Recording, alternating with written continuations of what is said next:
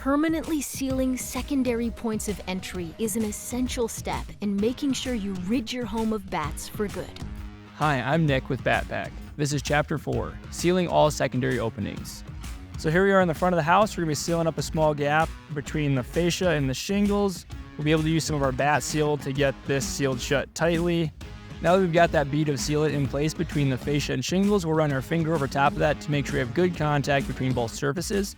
In order to keep that sealant from sticking to our fingers, we want to make sure that we've got a little bit of moisture on our finger. So here we've got a large secondary opening with a gap between our soffit and our shingles. So this makes up a soffit eyebrow. In order to address this, we're going to first bend our metal. Once we have our bent metal, we'll slide it into place underneath of our soffit. We'll mark the backside of that soffit with a screw so we have a good scribed line. We'll cut it with our tin snips, and once we've got a good cut on it, we'll slide it back into place to make sure we've got a good dry fit. If the dry fit's good, we'll backfill that cavity with a closed cell black expandable foam, go over top of that with our flashing metal, and then secure it to our soffit and to our shingles with either roofing screws or our bat seal. We're over at a secondary location. We're going to be filling a few more of those secondary openings. We're going to hop up on this roof line and take a look at a dormer. We've got some gap in between that soffit and the shingles. Very similar to what we're dealing with on those other locations. I've already pre-bent my metal. It's a little bit easier to do that here down on the ground level instead of doing that up on the roof line. We're going to backfill that cavity, get this put over top of it, and make sure it's nice and sealed shut. So we got the dormer here behind me. It's that vertical change in the roof line. We can actually see it coming out of this roof slope here. Just like we typically see on dormers, we've got the window behind us. Our gapping occurs with that intersection of the soffit and the shingles back here. So we're gonna get up in this corner, take that flash metal, measure it, cut it, make sure it dry fits well, backfill that cavity with our closed cell expandable foam, get that flashing metal over top of it and get it fastened in place so we've got it good and sealed up.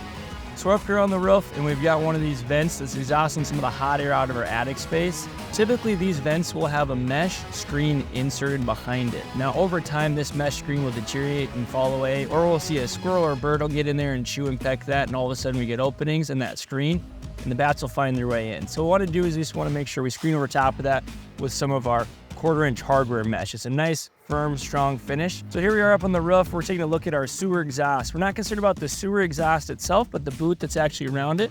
We've got our rubber boot and then our metal flashing underneath of that. Sometimes what we'll see is that this metal flashing likes to lift up over time. It may have been improperly installed to start with. So what we're going to do is we're going to take one of our roofing screws, put it through the flashing metal and adhere it to that shingle itself. We don't have to worry about any type of leak because we got a good rubber seal underneath of it. And as a secondary layer of precaution, I always go over top of it with our bat seal, just so we get a good, solid seal.